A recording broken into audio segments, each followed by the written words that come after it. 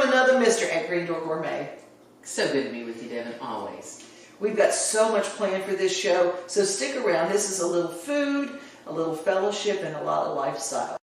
I'm Brenda Fielder. At Mid-South Exteriors, our custom sunrooms bring the sunshine in without all the heat and the bugs. And they keep you warm all winter while you enjoy the outdoors all year round. They add real value because we build them like your house to match your house. Or let us save you energy by replacing your windows and old siding. And because we have no retail overhead, we come to you and sell direct to you for less. Call us at 833-8003 or visit us at Mid-South Exteriors.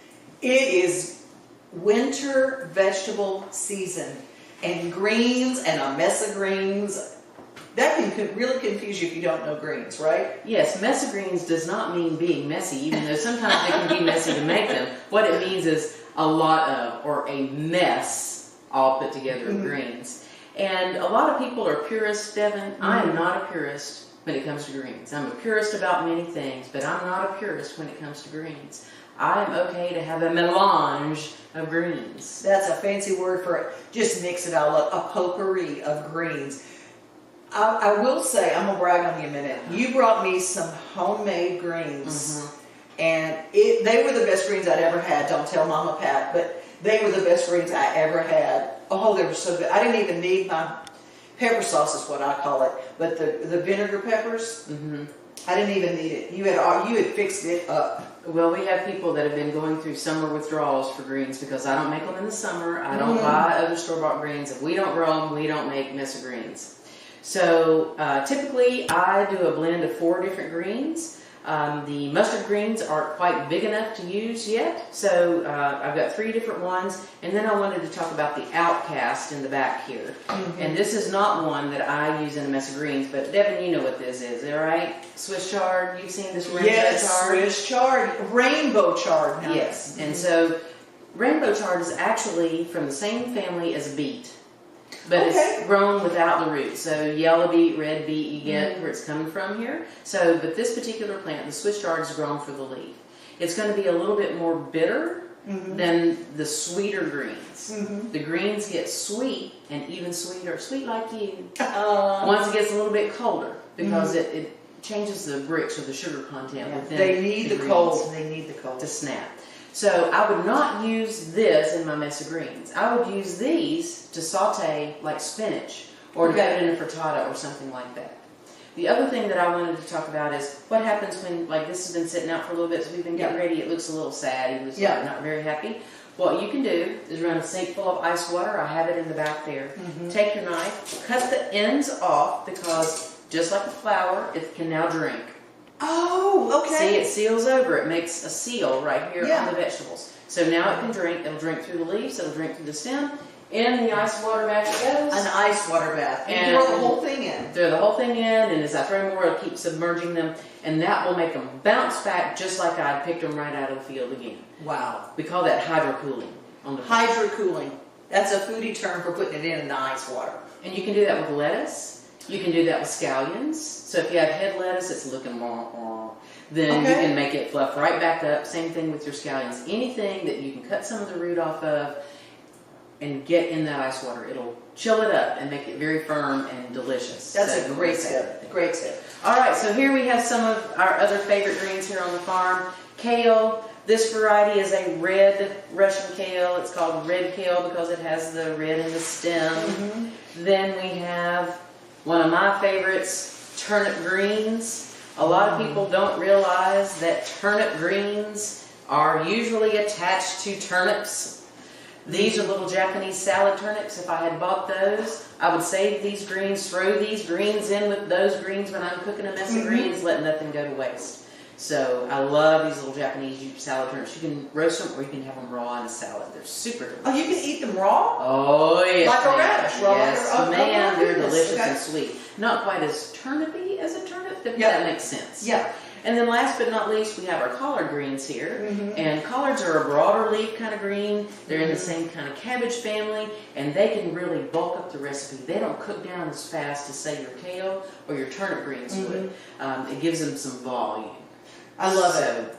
And would you mind undoing, let's do the kale because it's fun. It gives a little fun. Will you undo that bunch for me right there as I put this out of the way? Yeah, and kale, you can eat it in a salad. Are some kales better in a salad than others? Only the kales that you know how to handle. Meaning a lot of people don't know what to do with kale in a salad. So I'm going to show you how to cook it and what to do with it in a salad real quick. All right, so this technique would work with any of the greens that we're using, but for kicks and giggles, we're going to do it with kale. Okay. This is one of those things that, oh my goodness, it's been a very stressful day and I need to get some tension out. I know you never have any of those, do you, Devon? Never. Never. All right, so now it's time to either make a mess of greens or to make a salad, and this is what you do. Oh, you just pull it off like that. Okay. And everyone has a name. The person that cut me off in traffic. The evil boss. Wait a minute, I'm the evil boss. The evil employee. My husband forgot to take out the trash. Whatever it is, and you just... The dog ate my homework. You got that right. And so you just take all your greens, and it's so much faster than laying them out and cutting it with the knife and doing all that stuff. All right, now what we're going to do is we're going to just fold these over just like this, because they all kind of match together. For the sake of television, we're just going to do this many, but normally I would have a huge pile of them here. And then I'm just going to roll it up like this. Move my ends out of the way. And then just come across. I have never seen that done in my whole life. Instead of cutting leaf by leaf by leaf. Oh my gosh. So easy. It's like chiffonade. chiffonade. Chiffonade. Making into ribbons like chiffon ribbon dress. Wow. Okay, so if I was cooking a mess of greens, this is all I need to do to get those prepared to go in the pot with my bacon and onions and all the other good stuff that I can't tell you because I'd have to kill you. It's a secret recipe. It is. You're not getting that one. I know. She does really good greens. But you can't get them at Green Door Gourmet. I will say that. You can come and get those. Now, if I was going to do a salad, this is what's really interesting. This salad needs to be taught a lesson or given love. And you can choose which way you want to look at it. It's all in the attitude, right? Let's give it some love. All right, you want to give it some love. That's your half. You're going to give yours love, and I'm going to give mine my frustration. All right. Okay. We're going to take this salad bowl right back over here, where we had our greens in. You're going to pick up your greens, and I'm going to give you the bowl. Okay. You can put them right there in the bowl. Love. Yes, and then just love on them like this. Just massage all the tension out of those greens. And I am going to take out all my frustrations on mine.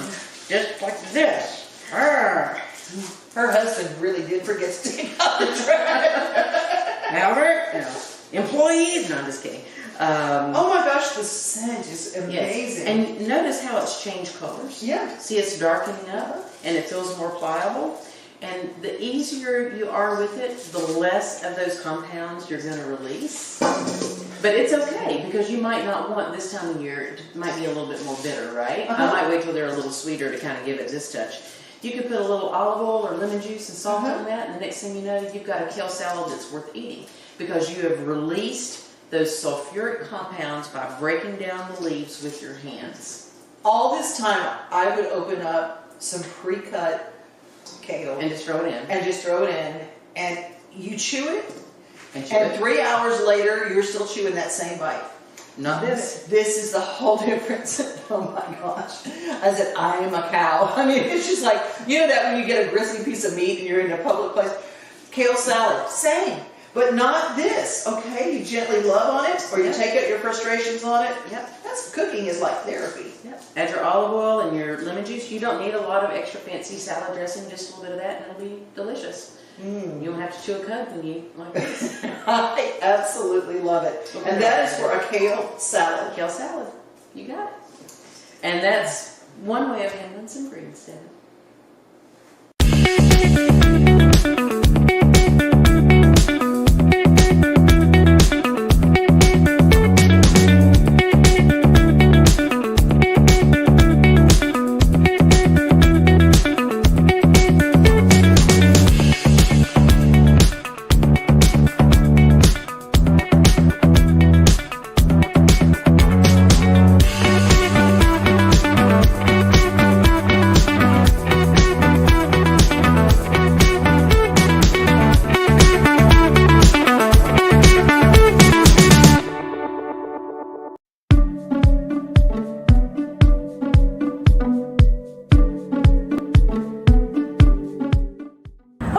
I'm Natalie. I'm in the blackberry plots, and I just want to give you a little bit of information about what some of the most common fall tasks are going to be for your caneberries, blackberries specifically.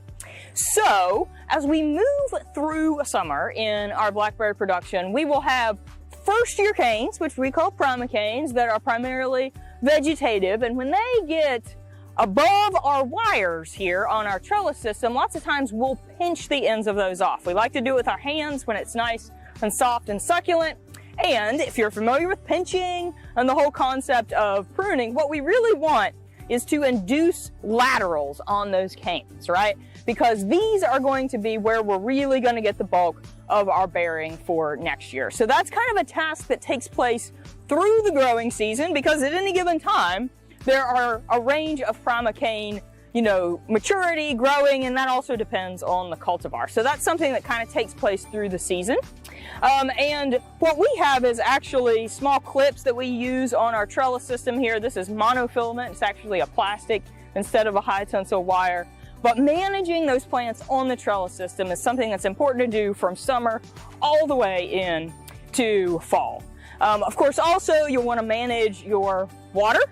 It's especially important for berry fill, and if you have any primocane fruiting types, then you'll want to make sure that you manage that water through the later part of the summer and early fall, which can be very dry.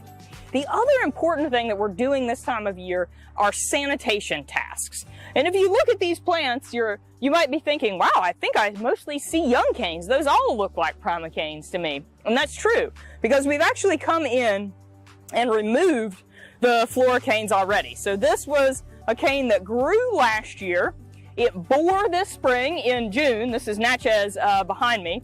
There's a floricane fruiting type, and then it died back down. And lots of times when you see information about how to manage blackberries, they will instruct you that removing floricanes is a mid-winter or an early spring task. That's not wrong, but oftentimes what we prefer is after the canes die down, just get them out of there as fast as possible. In fact, I specifically saved this one to show because we actually have a canker here where we can see a little bit of, fungal infection potentially. This could be inoculum for young primocanes around it. So we want to get these out as soon as possible, continue to trellis and train and manage these plants so that we have the best, healthiest canes for next year to support the most production that we can out of our crops.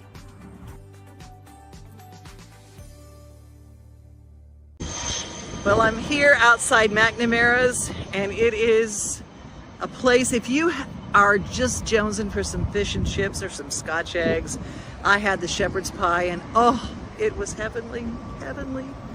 So if you want something really delicious, you stop by McNamara's.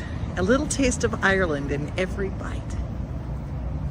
Hey everybody, Sean McNamara here. I'm really excited to announce that John Doyle, the guitar legend, one of the finest Irish musicians on the planet, is returning to McNamara's Irish Pub and Restaurant on Thursday, September 28th at 7 o'clock. Tickets are now on sale for $25. You can find them on our website at McNamara'sIrishPub.com or on our Facebook page as well. Really excited about this opportunity. I hope you come out and check out some of the finest Irish music on the planet. Looking forward to seeing you then. All the best. Bye.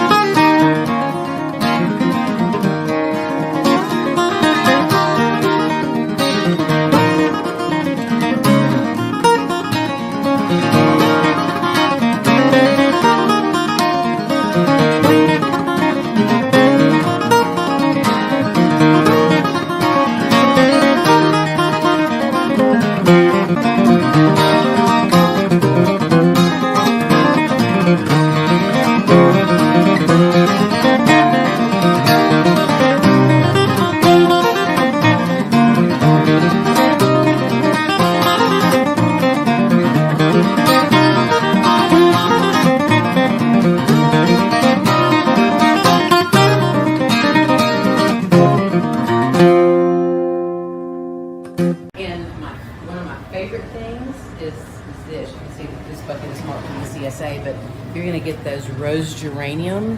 That is a very old-time flower that just that smells so beautiful. The leaves are amazing. Love them. Rose geranium. Take a look at this. For centerpieces, Green Door Gourmet has you covered. All sorts of wonderful things. What will be the things that are in season for flowers in the fall? Everything you're seeing right here. We still have the Lysianthus. We have Celosia, which is another old-time flower. This is more of a plume style Celosia, but we also have this guy. Maybe your granny grew this. It's called coxcomb, but it's also a type of Celosia. We've got some little love in the mist, some dahlias. This is a great time for dahlias. Marigolds.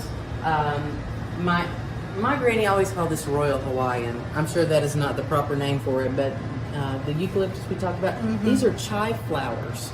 Chive flowers. So literally, you can eat the leaves or you can pick the blossoms. So it's great. This is Gomphrena, sunflowers of all different colors. How long will we have sunflowers? Sunflowers follow the pattern of the sun. So as the days get shorter, the sunflowers will bloom out. These are special sunflowers with all the different colors, and they really are designed for fall. So I'd say we've got maybe till the 1st of October for sunflowers. Then after that, there'll be no more. And tell me one more time about the CSA boxes for flowers. So it's a CSA for a bunch of flowers. You get a beautiful hand-tied bunch of flowers, one a week for however many weeks of the month, and you can sign up at greendoorgourmet.com.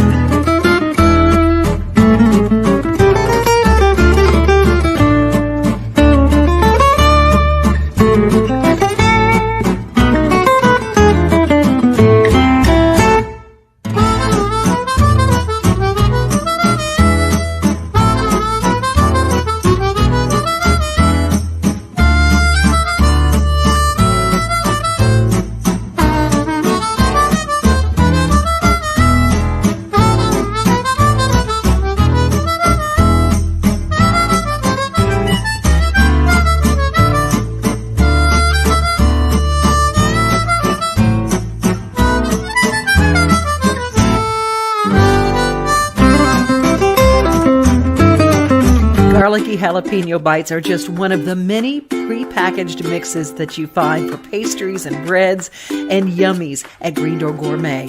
You'll surprise everyone with how well you cook. And he scores!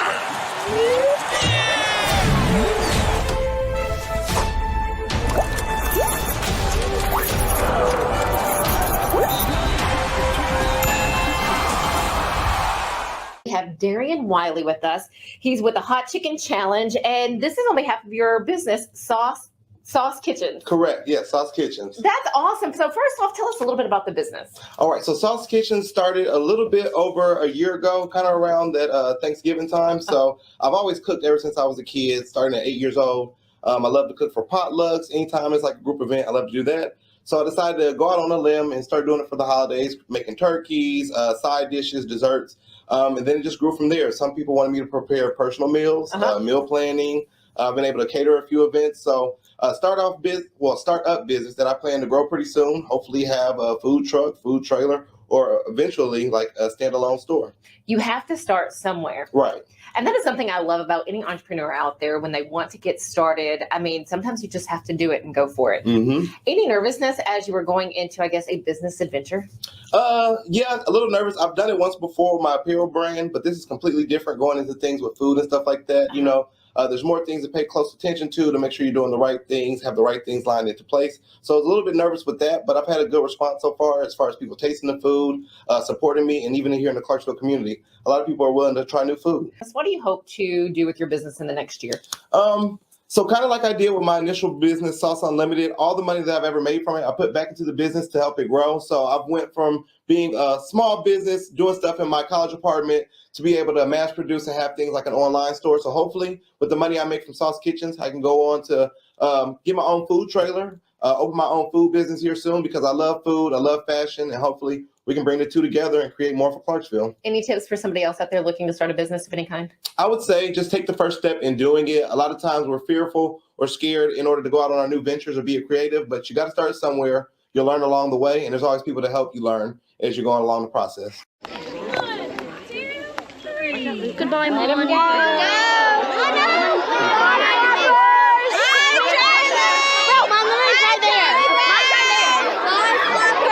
Why is he now not trying to fly away?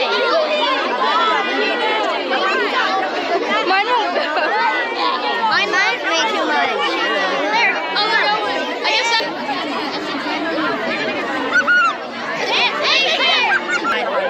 Oh, man.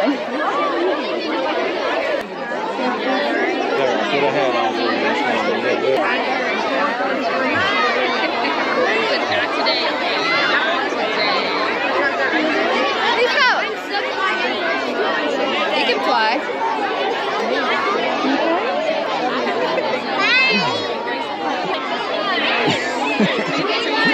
I have one too. Me too. 1, 2, 3. I love it. I ordered it too.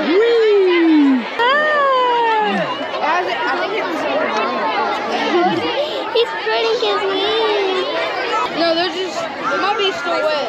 Yeah. No, there's a hole. A lot of them are submerged. Yeah, there's a cut in it. There's a hole in its wing.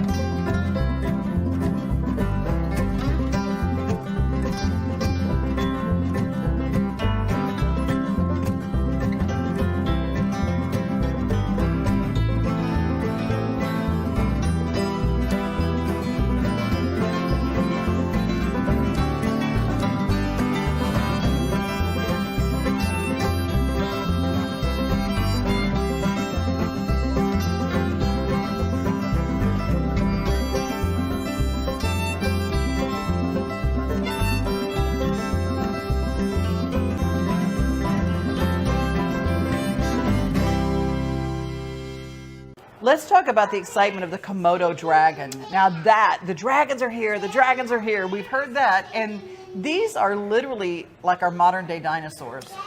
They are, yes. We have a giant Komodo dragon, a male called Little Sebastian, that's on exhibit. He is about 9 feet long, huge animal. It's the largest lizard on the planet. Not Little Sebastian, but Komodo dragons in general are the largest lizards on the planet. We just opened up a brand new exhibit about 3 weeks ago, and people can come up and see him outside in that exhibit until weather starts to get to about 65 degrees, and then he'll move to the indoor enclosure. And I learned something on our last episode that don't wear white tennis shoes around your Komodo dragon. Well, Komodo dragons are really fascinating animals because they really are fairly placid and calm. They're not a problem to be around until they switch to feeding mode. And what switches them to feeding mode is when they think that there's something in front of them to eat, like a rat, like a giant white rat. rat. And what might look like a giant white rat? White feet. White tennis shoes. That's right. So you Yes. got to be careful around him for that. Certainly don't go in with him. Let's start with that. Just stay in the public area where you can watch him. Don't even go into the exhibit, because that would be bad news for everybody.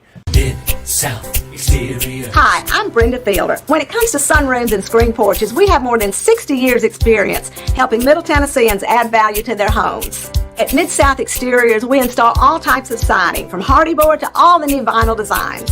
We also do custom trim, gutters and downspouts. We even do roofing. And of course, energy efficient replacement windows. Our website is our showroom, so we come to you and sell direct to you for less. MidSouthExteriors.com.